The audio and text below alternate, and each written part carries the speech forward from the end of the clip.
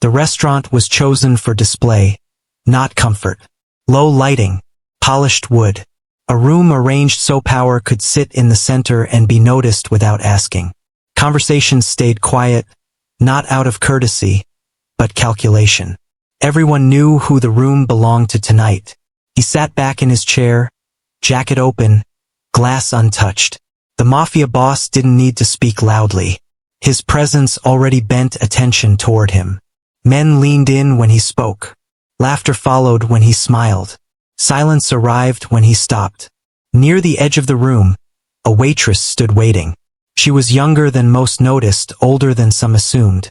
Plain uniform, hair tied back tightly, as if loose strands were a risk she couldn't afford. She carried herself carefully, shoulders straight, movements economical, eyes lowered just enough to avoid invitation. Her name tag read Lena. She moved between tables quietly, refilling glasses, clearing plates, absorbing remarks without reacting. Most people barely registered her existence. He did, not because she stood out, because she didn't. "Hey!" he said suddenly, voice slicing through the low murmur of conversation. The room froze instinctively.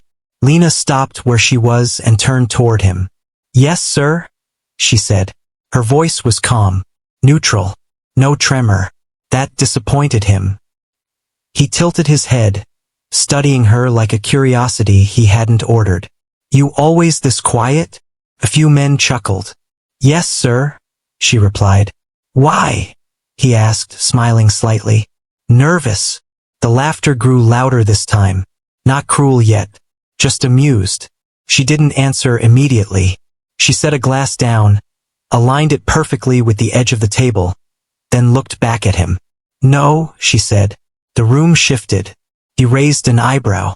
"No, no," she repeated. "I'm working." Someone laughed too hard. Someone else coughed to cover the sound. He leaned forward now, interest replacing boredom. "Working means talking to customers." "I talk when it's necessary," she said. The confidence wasn't loud. That was the problem. He smiled, a thin curve that didn't reach his eyes. "And when isn't it necessary?" "When someone's already decided what they want to hear." A pause fell over the table. That wasn't fear. That was control. A few men exchanged looks.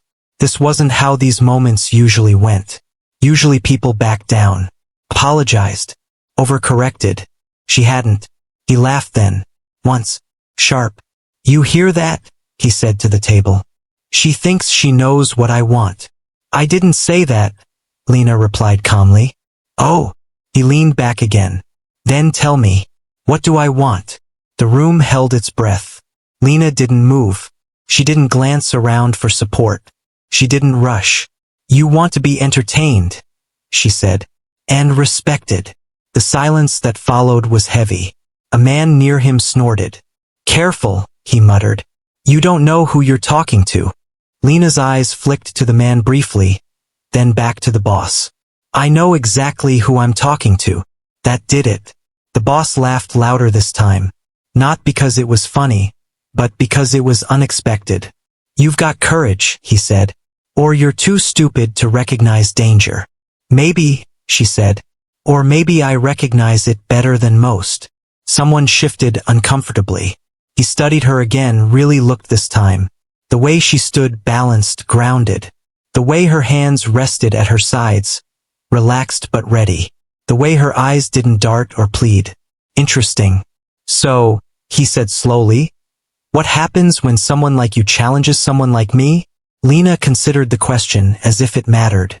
"That depends," she said, "on what you think challenge means." The men around the table laughed again, but it sounded thinner now. He leaned in, voice low. "You think silence makes you strong?" "I think noise often hides weakness," she replied. That landed wrong. Not insulting. Worse, accurate. A chair scraped as someone stood slightly, ready to intervene. He waved them down without looking. "You ever been afraid?" he asked Lena. "Yes," she said. "When?" "Before I learned the difference between fear and pressure." "And what's the difference?" "Fear makes you freeze," she said. Pressure teaches you how to breathe. Something flickered in his expression. He hadn't expected that. You're full of lines, he said. Where'd you learn them? From people who didn't announce what they could do, she replied. The room felt tighter now, like air before a storm. He smiled again, slower this time. Show me, he said. A few men stiffened. Boss, show me, he repeated, eyes locked on Lena. If silence is strength, prove it. Lena didn't move at first. Then she stepped forward. Not toward him, past him. She walked calmly to the empty space near the center of the room, between tables. The movement drew every eye without effort. She stopped, turned, and spoke clearly. You want entertainment? Yes, he said. She nodded once. In one smooth motion, she reached behind her back, untied her apron, and let it fall to the floor. The room reacted instinctively, some leaning forward, others pulling back. Then she shifted her weight. The change was subtle but unmistakable. Her posture transformed. Balance centered. Breathing slowed. The quiet around her wasn't submission anymore. It was warning. He felt it then. A faint, unwelcome sensation tightening in his chest. She raised her eyes and met his. This is the part, she said calmly, where you realize you mistook silence for weakness. The room went completely still. And for the first time that night, the Mafia boss felt something he hadn't expected to feel in a room built for him. Uncertainty. The sound that followed wasn't a gasp. It was the absence of sound. Chairs no longer shifted. Glasses froze mid-air. Even the background music, soft, forgettable, seemed to fade beneath the weight of attention pressing toward the center of the room. Lena stood still, feet planted, shoulders relaxed. She hadn't struck a pose. She hadn't announced herself. She had simply arrived in the space, and the room had adjusted around her. The boss felt it immediately. Not fear. Something colder. The sensation that comes when an equation no longer balances. You planning to dance? One of the men joked weakly. No one laughed. Lena didn't look at him. Her eyes stayed on the boss, calm, assessing, not defiant, measuring. You asked for entertainment, she said, not chaos. He leaned back slowly, masking the tightening in his jaw. You think standing there proves something? No, she replied. Standing never does. She moved, not fast, precise. One step forward, then another, her weight rolling smoothly through her feet. Anyone trained would recognize it instantly. Anyone who wasn't would only feel it as discomfort they couldn't explain. What are you doing? Someone whispered. Lena stopped beside an empty chair and placed her hand on the backrest. She tapped it once, lightly. The chair tipped, slid, and fell to the floor with a sharp crack. The sound made several men flinch. She hadn't pushed it hard. She hadn't strained. She had controlled it. Pressure, she said calmly, reveals habits. The boss's eyes narrowed. Careful, he said. You're still an employee here. No, she replied. I was. The distinction mattered. Two of his men shifted subtly, hands closer to their jackets. Not drawing weapons yet, but ready. The room felt coiled now, like a held breath stretched too long. Lena noticed. Of course she did. She raised her hands slightly, palms open. Not surrender. Balance. I'm not here to hurt anyone, she said. But I won't be mocked either. Mocked. The word echoed. He smiled thinly. You think this ends well for you? She tilted her head. I think it already has. That irritated him more than a threat would have. You humiliated yourself, he said, in front of people who won't forget it. I didn't humiliate myself, she replied. You misjudged me. A man near the end of the table scoffed. This is getting stupid. Lena turned toward him. The movement was small, efficient. He stopped talking. She hadn't touched him. She hadn't raised her voice. Yet something in her gaze pinned him in place. He swallowed and looked away, embarrassed without knowing why. The boss noticed that too. He stood slowly. The scrape of his chair sounded louder than it should have. Power still radiated from him, practiced and familiar. When he moved, the room remembered who it belonged to. "You think you're special?" he asked. "No," she said. "You think you're dangerous?" "No." That surprised him. "What do you think you are, then?" She considered the question honestly. Prepared. That was worse. He took a step closer, stopping just outside her reach. He towered over her. Most people shrank at this distance. She didn't. "I could end this," he said quietly. "Yes," she agreed. "And you're still standing." "Yes." "Why?" "Because you won't," she said. "Not like this." His smile tightened. "You're confident." "No," she corrected. "I'm observant." The men around them were watching closely now. This wasn't a performance anymore. This was a negotiation no one had expected. "You enjoy this?" he asked. "No," she said. "But I've survived worse." That landed somewhere deep. "Like what?" he asked. She didn't answer immediately. Then, softly, "People who mistook silence for consent." The room went colder. He stared at her, realization flickering. Not the full picture, just enough to unsettle him. "You don't belong here," he said. She nodded.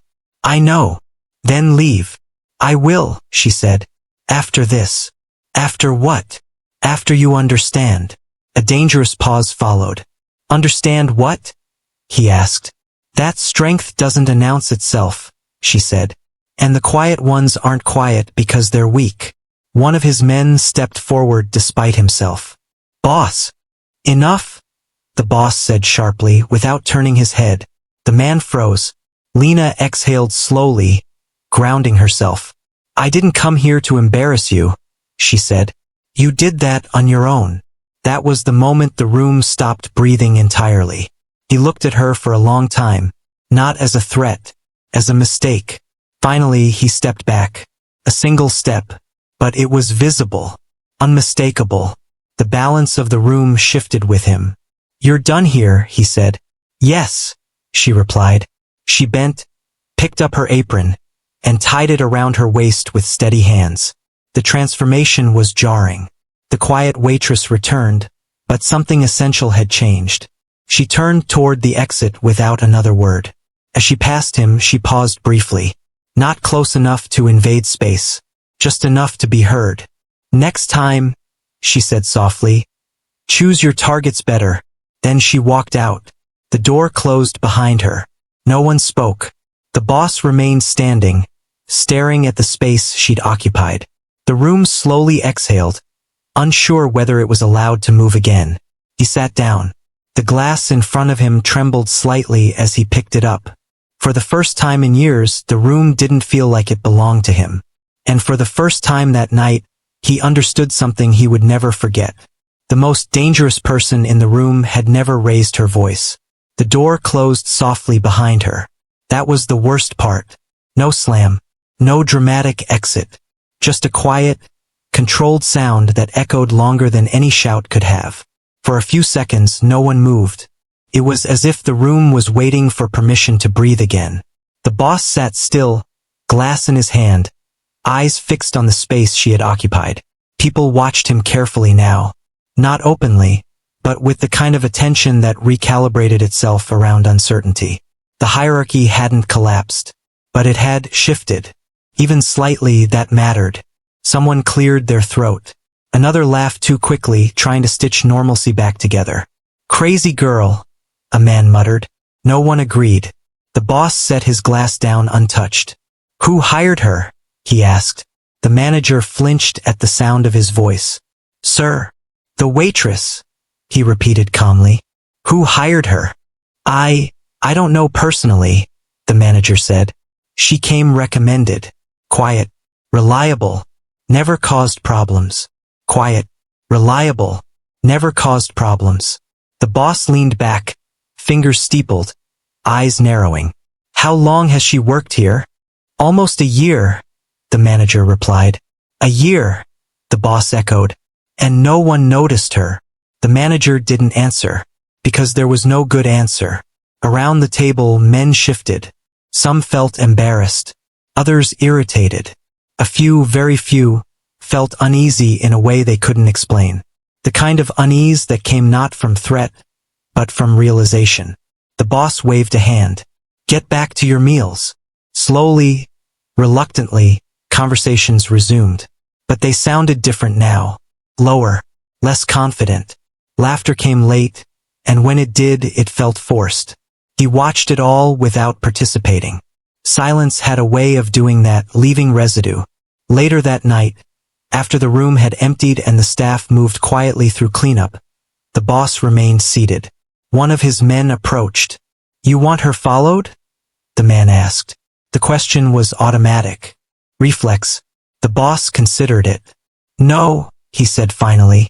The man hesitated. You sure? Yes. That surprised both of them. He stood and shrugged into his coat, the restaurant suddenly feeling smaller than it had when he arrived. Outside, the night was cool. Streetlights reflected off wet pavement. Cars passed without interest. Somewhere out there, Lena was walking, blending back into the city like she always had. That bothered him more than if she'd run. At home, he poured a drink and sat in the dark without turning on the lights. He replayed the moment again and again. Not what she had done, but how she had stood. No fear. No bravado. No need for approval. Prepared. That word echoed. He had spent decades building power loud enough to command rooms. She had dismantled a moment with nothing but restraint. That wasn't accidental. He slept poorly. In the morning, curiosity replaced irritation. He had someone look into her. Quietly. No intimidation. No pressure. What came back unsettled him. No criminal record. No complaints. No visible ties. Just fragments, training courses under different names, short-term jobs in different cities, gaps that didn't align with failure. She had learned how to disappear without vanishing. More interestingly, she had chosen to be visible only once. At the restaurant, the manager handed in her resignation. Typed, polite, effective immediately. She didn't say why? The boss asked. No, sir. He nodded. Of course she hadn't. That afternoon, he found himself thinking about other moments. Other rooms. Other people he had dismissed because they were quiet. Because they didn't posture. Because they didn't compete. How many mistakes had been invisible until now? That night, he attended another gathering. Different place. Different people. Same structure. A woman stood near the wall, silent, observing. He noticed her immediately. She met his gaze briefly, then looked away, not submissive, just uninterested. He felt something tighten. Across the room, someone made a joke at her expense. Mild, casual, the kind he would have joined once. This time he didn't. The silence that followed was awkward, revealing. The joke died. People noticed that too. Power didn't vanish overnight, but it adjusted. Days passed, then weeks. The story spread, distorted by retelling. Some said the waitress had embarrassed him publicly. Others claimed she was connected to someone dangerous. A few insisted she'd been testing him. None of them were true. The truth was quieter. She had drawn a line and walked away without waiting to see if anyone followed. That was what lingered. One evening, as he stood at his window watching the city pulse with life, he realized something uncomfortable. He had never been challenged in a way that didn't ask something back. Fear asked compliance. Violence asked response. Ego asked applause. Silence asked reflection. And reflection was the one thing power couldn't force. He didn't know where Lena was. He didn't need to. She had already left something behind, something far more disruptive than confrontation. Awareness. The understanding that strength didn't need witnesses. That real danger often looked like restraint. That the people you ignored were sometimes the ones who had already survived worse than you could imagine. He turned away from the window and picked up his coat. The city hadn't changed, but the way he moved through it had.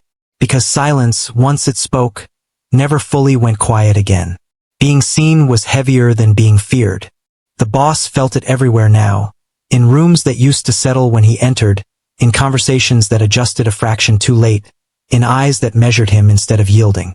Nothing had been taken from him. No territory lost. No alliances broken. Yet the balance had shifted, and the shift demanded attention. He hadn't chased Lena. He hadn't needed to. The city did what it always did with quiet disruptions. It replayed them until meaning emerged. At a private dinner 2 nights later, a host introduced him with extra care, like someone placing glass on a narrow shelf. Compliments arrived wrapped in restraint. Jokes landed softer. No one tested him. That was new. He watched the room instead of commanding it. A server approached, different woman, similar uniform. She moved carefully, eyes lowered, hands steady. He noticed the tension in her shoulders, the way she flinched when someone laughed too loudly. He felt the urge to intervene. The urge surprised him. "Thank you," he said when she poured his drink. She blinked, startled by the courtesy, then nodded and moved away. The table went quiet for a beat. Someone smiled nervously. "Polite tonight," a man said, attempting humor. The boss didn't respond. Later, Marco joined him by the window. "People are adjusting," Marco said. "Yes," he replied. "They're trying to decide what I learned." "And what did you learn?" Marco asked. He considered the question. "That attention carries responsibility." Marco frowned slightly. "You've always had attention." "I had spectacle," the boss said. "Not sight." That distinction mattered. He thought of Lena again, not as a challenge but as a mirror. She had seen him clearly, and worse, she had been seen by everyone else because of him. That visibility had weight, pressed into places he'd kept separate for decades. The next morning, he received a message from a mutual contact. Someone who brokered understanding between difficult people. "You embarrassed yourself," the message said, "or you evolved." Hard to tell which. He smiled faintly and didn't reply. Instead, he walked. No driver. No entourage. Just him and the city at ground level, where power didn't announce itself and consequences felt closer. He passed the restaurant where it had happened. The windows reflected morning light. Inside, tables were set with careful symmetry. New staff moved quietly, unaware they were standing on a hinge of memory. He didn't go in. Across the street, a woman argued with a man in a low voice. A teenager watched, jaw tight. A delivery driver waited patiently, tapping the wheel. Ordinary scenes. He realized something then that unsettled him more than any threat. The moment had spread not because it was dramatic, but because it was recognizable. People knew humiliation. They knew silence. They knew what it meant to be misjudged and measured incorrectly. Lena hadn't been special. She had been familiar. That made her dangerous. Back at his office, decisions felt slower. Not weaker, deliberate. He asked for context he used to dismiss. He noticed who spoke and who stayed quiet, and he listened harder to the latter. Some men mistook this for softness. They didn't last long. One of them tested him openly, pushing a deal past its limits, assuming hesitation meant permission. The boss corrected him without raising his voice, without spectacle, without explanation. The correction held. Others noticed. Respect recalibrated. Not everyone approved. Power never needed consensus. It needed clarity. That evening, he found a note slipped under his door. No name. No threat. "You saw her. Now see the rest." He read it twice. Then he folded it and placed it in his pocket. He didn't need to know who sent it to understand the message. Seeing came with weight, and weight required balance. He returned home late and sat in the dark, the city's glow tracing the edges of the room. He replayed the exchange one last time, not to savor it but to inventory it. What had she taken? Nothing. What had she left? Everything. A recalibration of attention.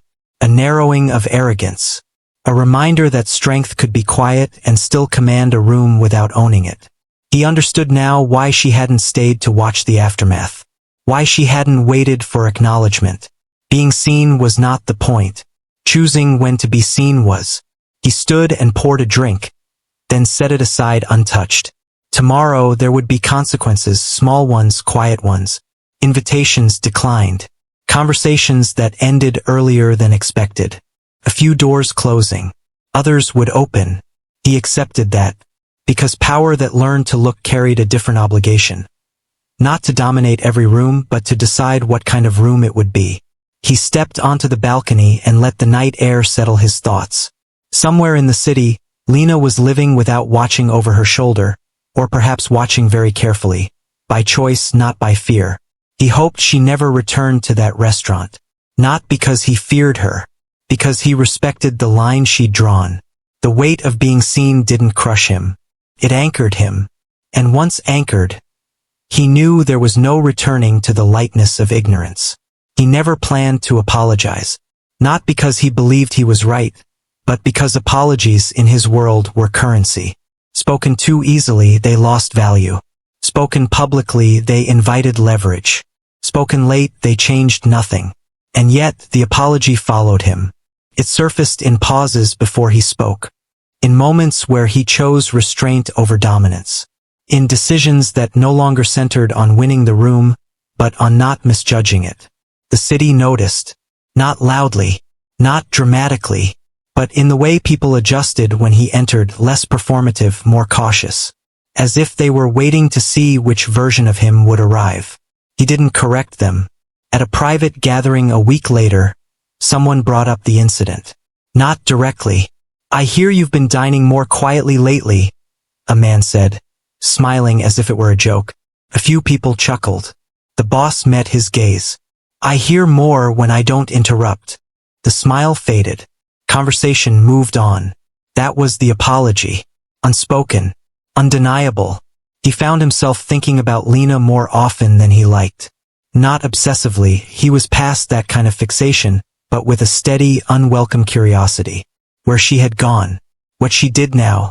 Whether she ever thought about the room she had changed without staying to witness it. He never asked. Asking would have made it about him again. One afternoon, Marco brought him a thin folder. "You didn't request this," Marco said carefully. "But people keep talking." The boss opened it anyway. Inside were second-hand accounts. Sightings. Fragments. Lena working briefly at a private security firm under a different name. Lena leaving without conflict. Lena declining advancement. Lena choosing quiet exits over visible victories. She never stayed where attention followed. "She doesn't want to be found," Marco said. "I know," the boss replied, closing the folder. That knowledge settled something in him. If the apology were ever to exist, it would not be delivered. It would be lived. That evening, he returned to the restaurant. Not as a guest, but as an observer. The new staff moved nervously. The manager watched him with a tight smile, unsure whether this visit was symbolic or threatening. He ordered nothing extravagant. He didn't command the room. When the waitress approached, another quiet woman, eyes trained downward, he noticed the same tension Lena had carried, the same instinct to disappear. He waited until she finished setting the table. "You don't have to rush," he said. She blinked. "Sir, you're doing fine," he added simply. Her shoulders dropped before she could stop them. Around them, people noticed. They always did. He paid and left without incident. Outside, the city felt different again. Not softened. Sharper somehow, but honest. He realized then that apologies weren't always meant for the person who was wronged. Sometimes they were meant for the environment that had allowed the wrong to feel acceptable. In the weeks that followed, the ripple continued. He corrected others when they mocked quietly. Interrupted dismissals disguised as jokes. Shut down behavior he would have once ignored as harmless dominance. Not loudly, firmly. Some pushed back. A few left. Others adjusted. Power realigned around a new center of gravity. Not morality. Awareness.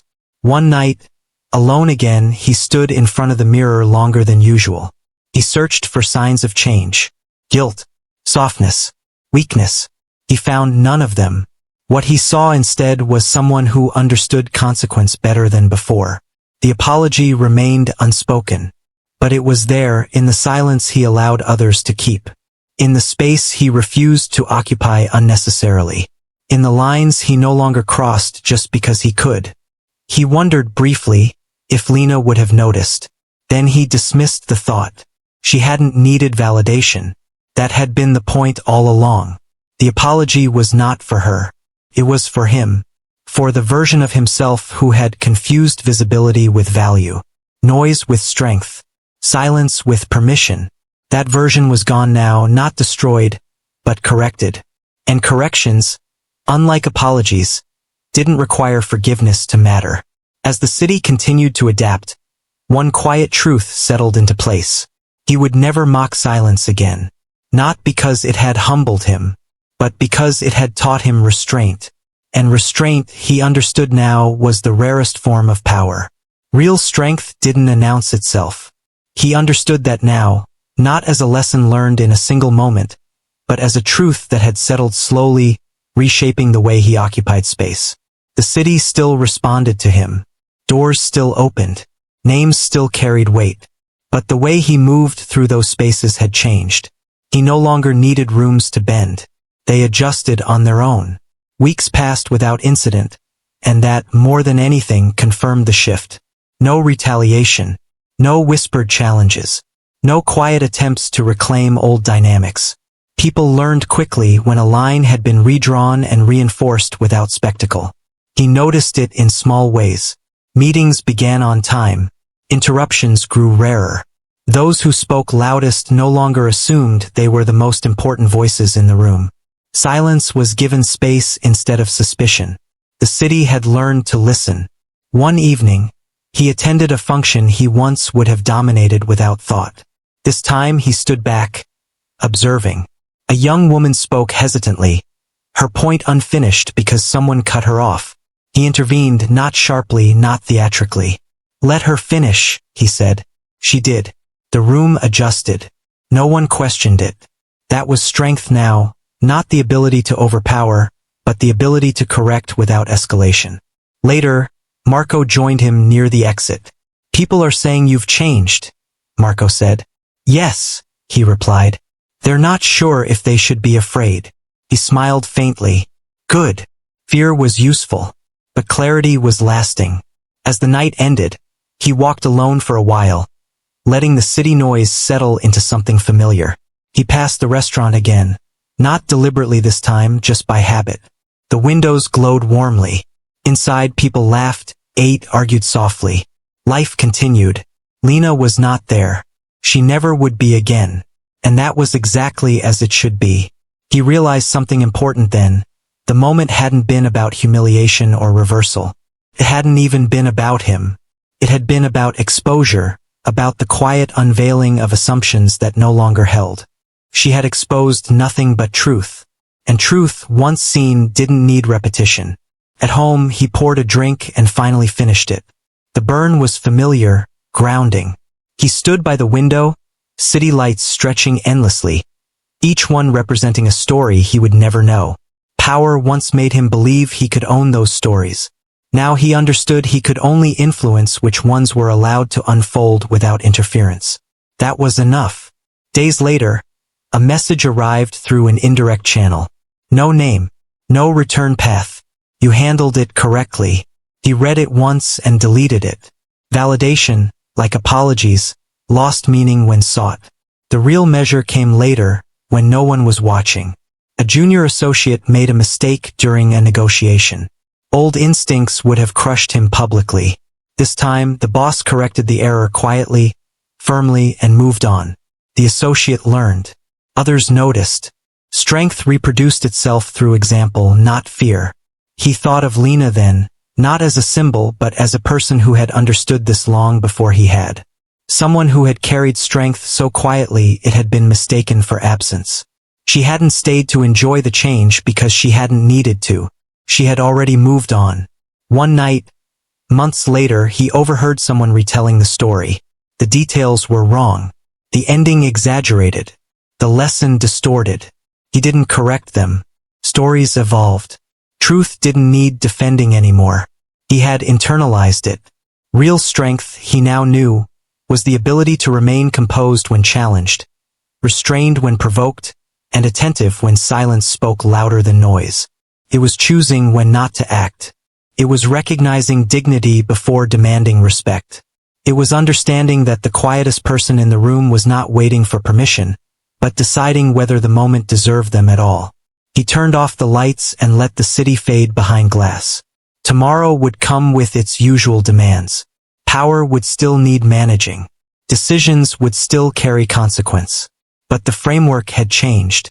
He would never confuse silence with weakness again, because silence had taught him what force never could.